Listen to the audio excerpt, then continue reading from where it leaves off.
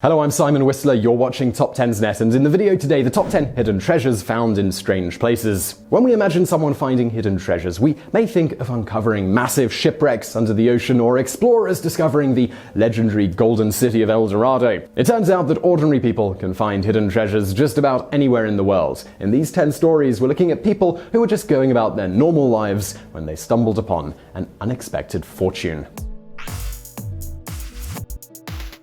Number 10. Golden opportunity.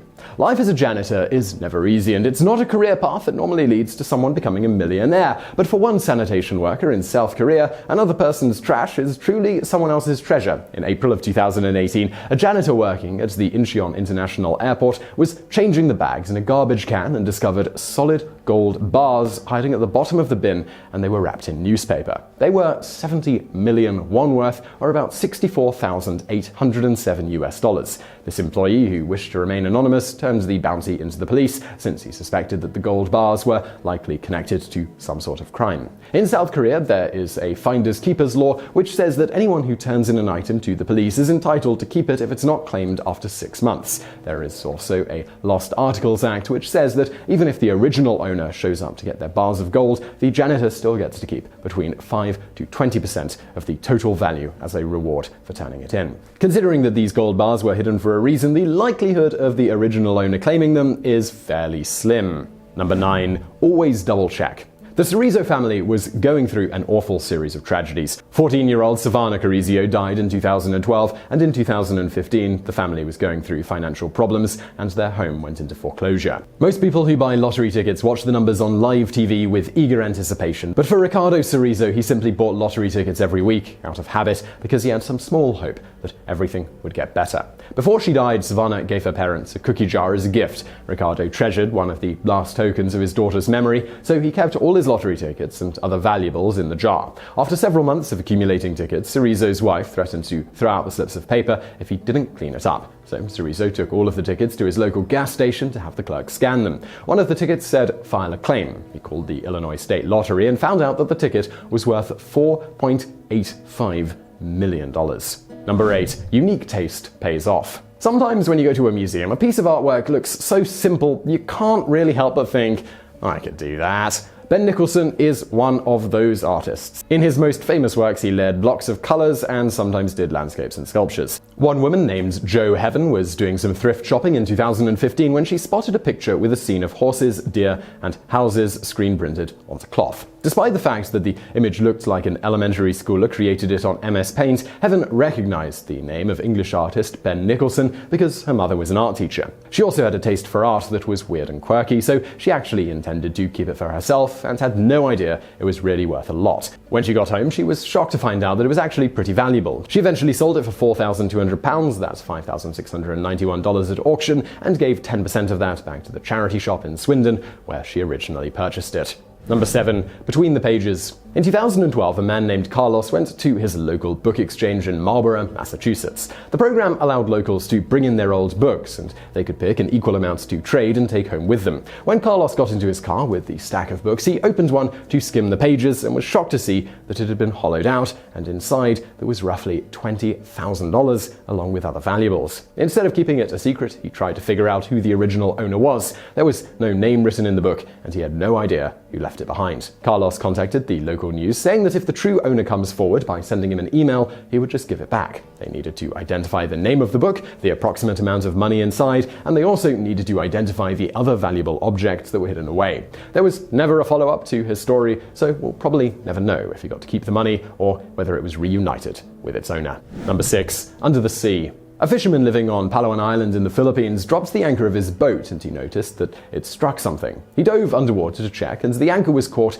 on the biggest clam he had seen in his entire life. He pried its mouth open, hoping to possibly find a pearl that he could sell to a jeweler. Instead of the stereotypical ball-shaped pearl, he found a massive white mound that weighed 75 pounds. It was unlike anything he'd ever seen before. Since this wasn't the typical pearl that could be made into a necklace, he assumed it was worthless and decided to keep it under his bed as a good luck charm. The man's aunt worked as a tourism officer for Palawan Island, and she was looking for ways to attract more people to come visit, bringing in some much-needed tourist dollars to help the local economy. Her nephew figured that this was such an odd object, maybe people would be interested in seeing it, so he brought the pearl to his aunt, and she put it on display behind glass. Once word got out about the story of this massive pearl, they discovered that it was worth $100 million.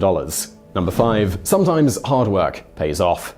The Elliot family had been tenants of a farm in Somerset County, England for years. After working the land for decades, they were finally able to get a mortgage to purchase the property in 1998. Cousins Kevin and Martin Elliot were running the farm together, so they decided that since the land now belonged to them, they could get out a metal detector and see if they could find anything buried on the land. They knew that the property was very old and it had been used as a farm for thousands of years, so when they pulled out the metal detector, they were not disappointed. They found 9,213 silver Roman coins. There were so many they had to carry them in buckets back to the house. After they were confident that they had found all the coins, they sold them to the Somerset County Museum for £265,000 or $358,224. While there is no report on what the Elliots did with the money, you could say that the land certainly paid for itself. Number 4. A frugal shopper's fantasy. Almost everyone who moved into their very first apartment had to buy things from a thrift store in order to furnish it, but almost no one has ended up with a fortune because of it. In 2007, a college student living in Berlin, Germany, needed to buy a couch, so she headed to a local flea market to save money and found some second-hand furniture. She paid $215 for a couch with a pull-out bed. When she got it back to her apartment, she pulled out the bed to test it, and a tiny 10 by 12 inch painting was hiding inside. There was no signature on it, and she was unsure of its value, so she brought it to a local art auction. It turns out the painting was painted in the 1600s and was by a friend of a famous Venetian painter named Carlo Saraceni. It was given the name Preparation for Escape to Egypt, and it sold for $27,630. Number 3. A gift from the past.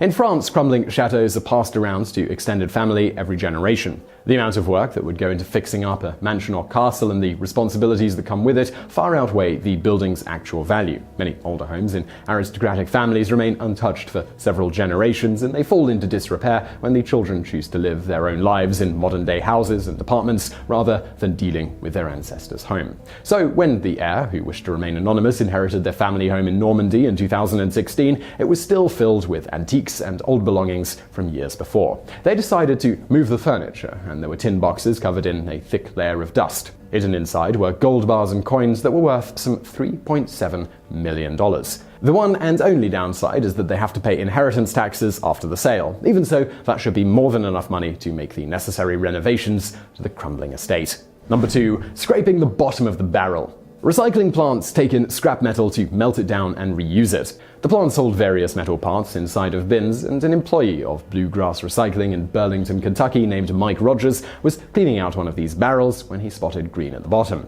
They were vintage US saving bonds that ranged anywhere from $50 to $500 each and were worth a total of $22,000. Someone must have accidentally donated a coffee can or metal container that had the bonds inside. When he got home from work, Rogers and his wife did some research to figure out who the original owner was. After doing that research, the only information they got was that these were purchased by a woman named Martha Dobbins and that they were for Robert Roberts. It may sound like a name that no one would actually dare give their child, but Rogers actually found hundreds of men named Robert Roberts and had no idea how to find out who the real owner was. Instead of giving up, he contacted every single Robert Roberts in the country, simply asking if they knew a woman named Martha Dobbins. When he finally found the right man, it turns out he was 82 years old and his mother had died years before. She was secretly saving bonds for her son as a way to thank him for caring for her in her old age, but she died before she could tell him about it, which is why the money was accidentally given away.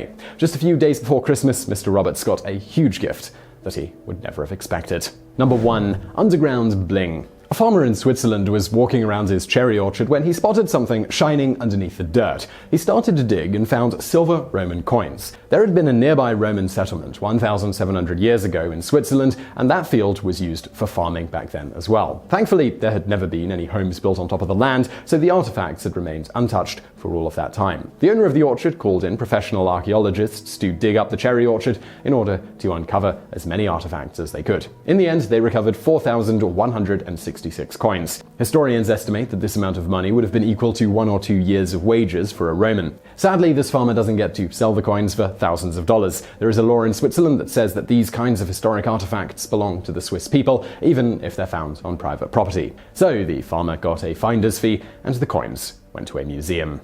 So I really hope you enjoyed that video, and don't forget to subscribe to this channel for brand new videos every single day. Also, I've got a podcast. It's called BrainFood, and it's educational, entertaining content just like this. It's a bit longer form, and it goes into a lot more depth on a specific subject, really getting into all of those fascinating little details. You can check it out through the link in the description below, or just by searching your favorite podcast app for BrainFood. And if you like this YouTube channel, you are sure to love that podcast. But if you want to watch something else right now, why not check out a related video from the TopTenz archives over there on the right?